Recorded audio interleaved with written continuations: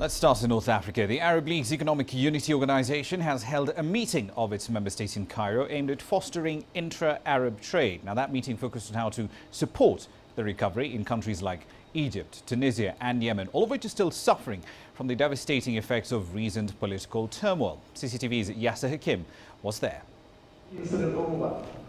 The Economic Unity Organization of the Arab League is considered the only entity in the Arab world that integrates the government and private sectors into developmental projects. It also provides economic and technical assistance to member states. The Council work tries to help Arab countries, members of the Council of Arab Economic Unity, in organizing their relations with other other countries outside the Arab world. We assist countries who are now seeking membership of the World Trade Organization to help them to negotiate their way to the membership of the organization itself. We discussed funding investments in huge infrastructure projects in countries of transition to democracy. It will boost the economies and create thousands of jobs. We are also collaborating to improve the legislative structure to attract more Arab investments. The meeting also discussed intra-Arab trade, which stands at $2.1 trillion between the 18 member states of the Arab Free Trade Area. The idea is to bring all the investors together, all the companies together, and to bring to them the opportunities which can really be used and can get benefit from their capacity.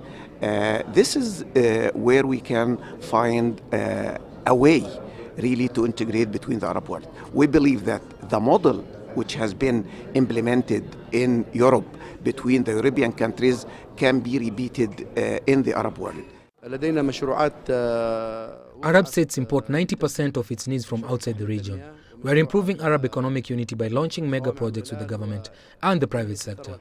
We are working on building grain silos, water desalination units, agricultural and live cattle breeding projects to help reduce the food security gap and increase Arab exports. Arab exports to the rest of the world stood at $2.1 trillion in 2012. That's 30% more than imports, but this is dominated by oil production and not basic goods. The major dream for all Arab economists is to see an Arab economic union, and experts here are saying they're working very hard to make this dream a reality. This is Yasser Hakim for CCTV, Cairo. Let's talk about that, getting the dream to the reality part. CCTV's Yasser Hakim is live in the Egyptian capital, Cairo, tonight. Yasser, we've seen quite a bit of turmoil in the North African states, as you mentioned in your package. But what exactly is this particular unit of the Arab League doing to help these countries restore investor confidence?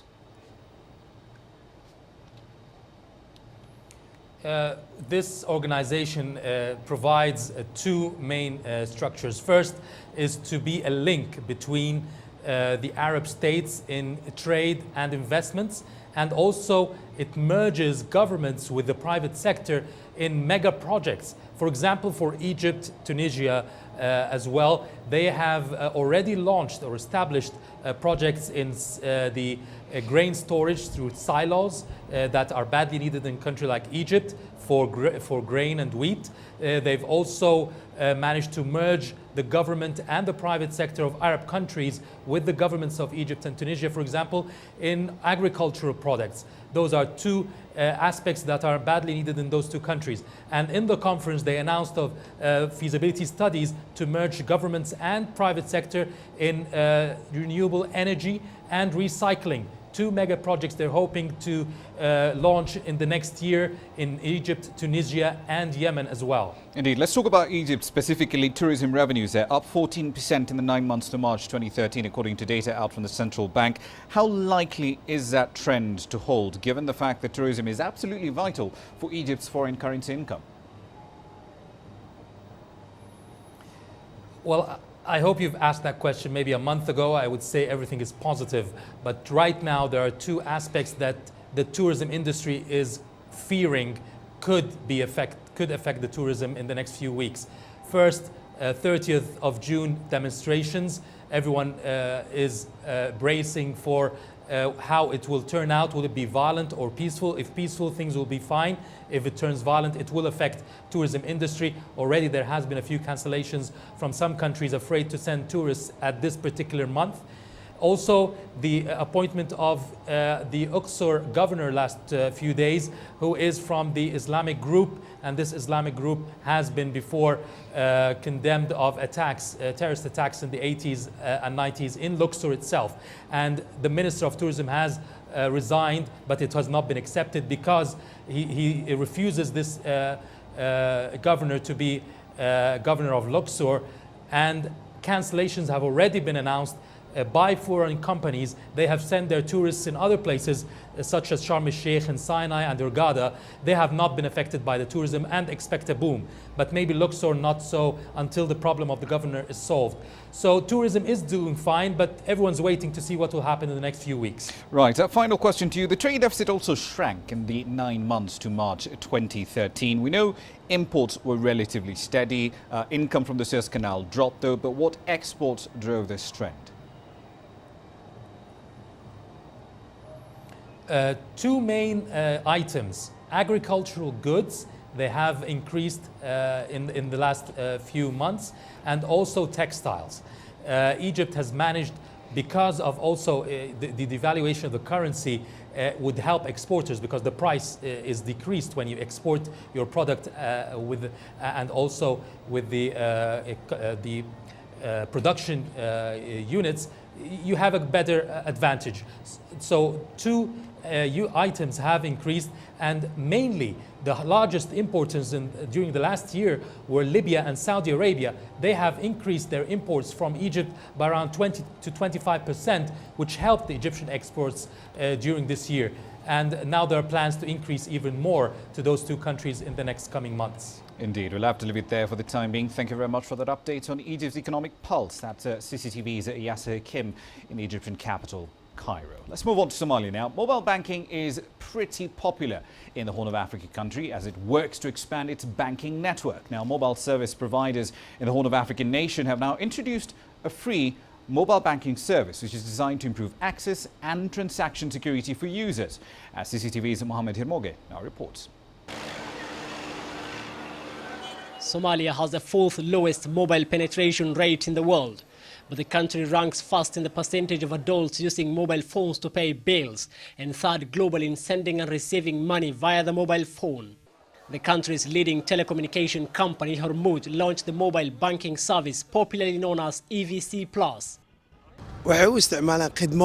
This is a service that is meant to ease our transactions.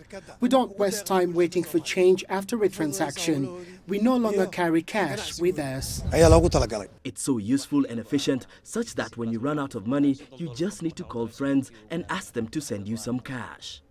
Hormuz's EVC Plus service enables people to send money to friends and relatives, as well as pay bills using their mobile phones. The service further extends to managing the user's bank account using the mobile phone, where one can easily transfer money from their bank accounts to other mobile phones. EVC Plus is a free service and makes it more beneficial. When I send $30 to someone, they receive it as $30 with no extra charge. In addition to the ease to send and receive money as well as pay rent, water, electricity bills and even school fees, the service is free of charge. Somalia's telecommunication industry and money transfer sectors have thrived across the country despite the conflict that has raged for the past 2 decades.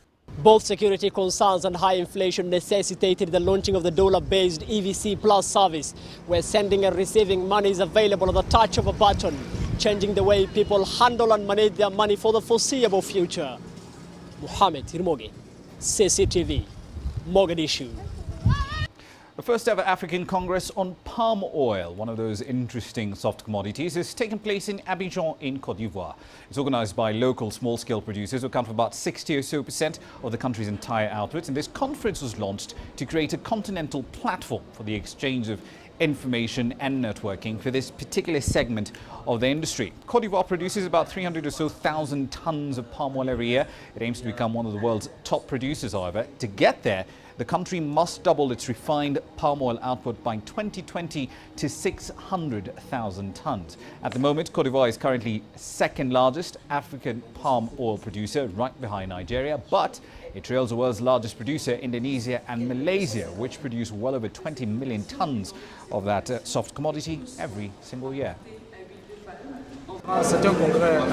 We have been thinking about organizing this Congress for long. When people think about Cote d'Ivoire, they only think about cocoa. We also have palm oil, and this was important for us to showcase what we can do and exchange with other producers from other countries. Just about a quarter to the top of the hour, we're taking a short break. Here's what's coming up next. We take a look at South Africa's ambitious new tyre recycling plan, which is set to become the first of its kind in the world.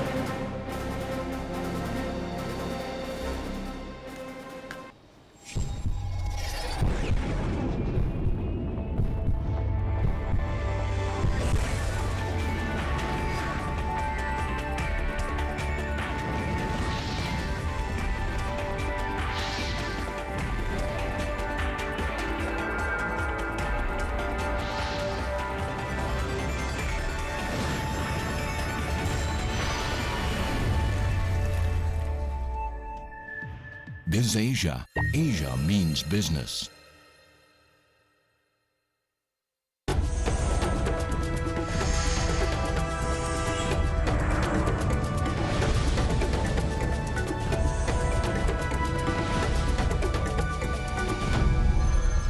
Welcome back. Now, since the creation of the China-Africa Development Fund, the body has become a major driving force of investment in Africa, with over $2.4 billion committed to some 64 projects in 30 African countries in the last 6 years alone. Now, just over $1.8 billion of that amount has already been released, and the role of China in African development really can't be understated.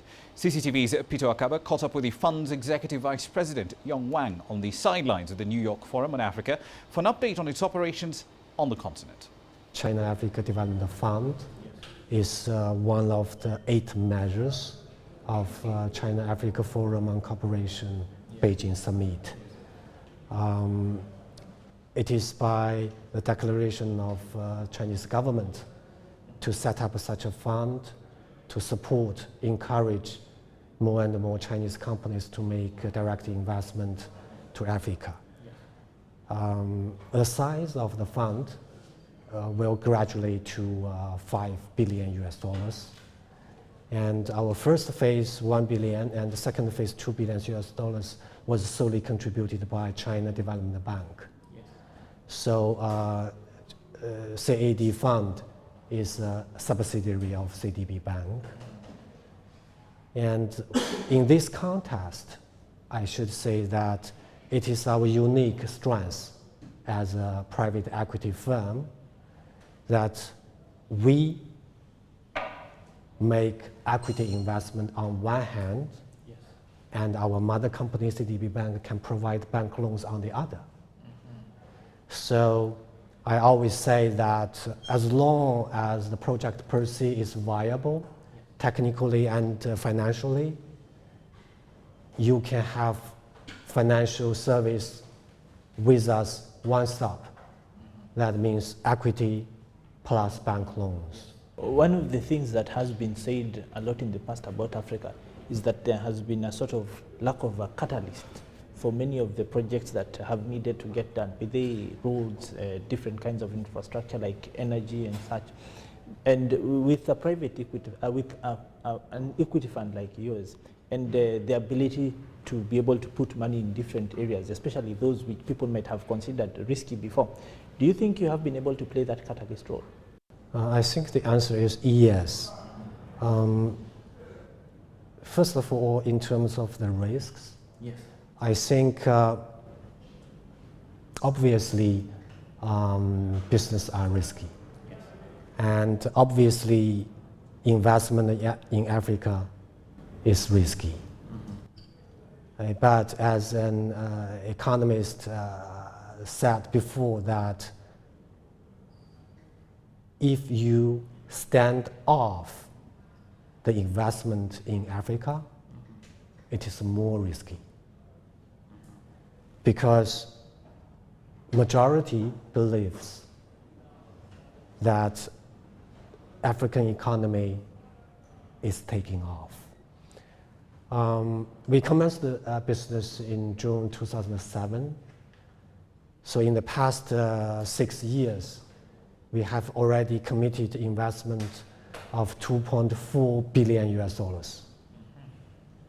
on 64 projects, which covers more than 30 African countries. And among which $1.8 billion already been contributed. Yeah. The sectors of this fund mainly focus on infrastructure, energy, manufacturing, agriculture, industrial parks and mining and so on. All of them are really, really important and helpful with regard to increasing the self-development capacity of African countries. Now, later on Wednesday, the chairman of the Federal Reserve indicated that the United States Central Bank may end its quantitative easing program by mid-2014.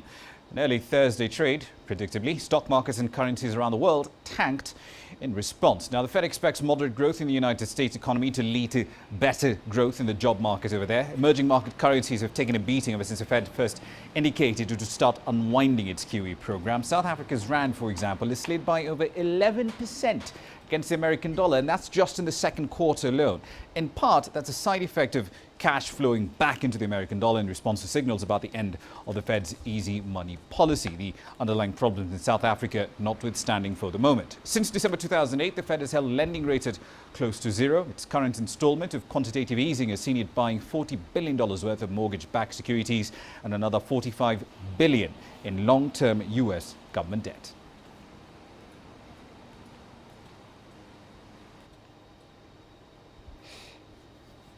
Well, apologies for that. Seems our machine's also not quite pleased at the end of QE. Right, South Africa. It's embarked on an ambitious new tyre waste program that is expected to give the country's small business sector quite the boost while creating thousands of jobs and reducing the country's carbon footprint in the process. Pretty big ask. How's it going to happen? CCTV Sumita Naidu has the details. At least 2 million waste tyres are produced every year in South Africa. It's estimated that there are up to 100 million tyres in stockpiles. This is creating a massive hazard to the environment. The new Recycling and Economic Development Initiative of South Africa, known as REDISA, is set to change this. It's the first such initiative in the world which combines legislation, an industry partnership and a socio-economic project. So we're bringing all the tyres back to centralized points, either to a depot or to a recycler. There at the depot we would pack them and then send them to a recycler. At the recyclers we turn them into a raw material again, and then we're ending up with making other products out of it. Rubber dust, which is the raw material extracted from the recycling of tyres, can then be used to create various products such as sports fields, rubber mats and shoes.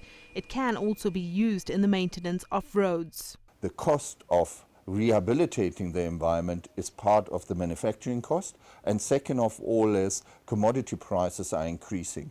So you could say is that we are somewhere down the line it doesn't need to be subsidized anymore because these industries will eventually become self-sufficient. At least 10,000 jobs are expected to be created in the informal sector when REDISA's tyre waste management program is launched in the next few years.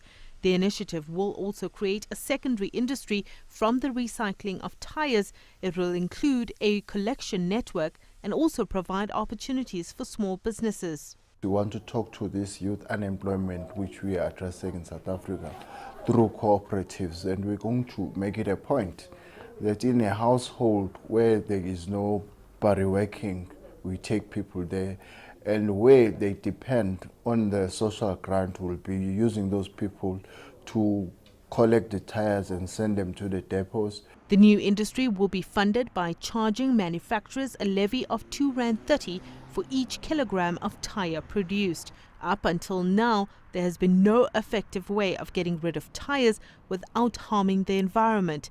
Many small township businesses burn tyres to extract the steel. despite the practice being illegal. This is then traded as scrap metal. We'll have to change the mines, because the time they destroy the tire now, they're not going to be destroying the tire because they'll be getting money out of it. So it's going to change the attitude and the way of thinking, and that's also going to contribute into the green economy. It is hoped that if this project is successfully implemented, it will kickstart a string of other circular industries that can be created from recycling waste in South Africa. Not only will it create the thousands of jobs that are needed at this point, but it will also revolutionize the way waste is managed in this country. Sumitra Nadu, CCTV, Johannesburg. Right, let's make a quick run through the markets for you, starting as usually do on the western coast of the continent in Nigeria, where the market ended the day lower by just over 2 1/3 or so percentage points. The all-share index in South Africa also down by a roughly similar margin. The 20-share index in Nairobi in the green yet again, the second straight day of gains after that bear run for the last couple of sessions. And the Egyptian market also in the red, down 1.24%. That's BizAfrica for you this Thursday.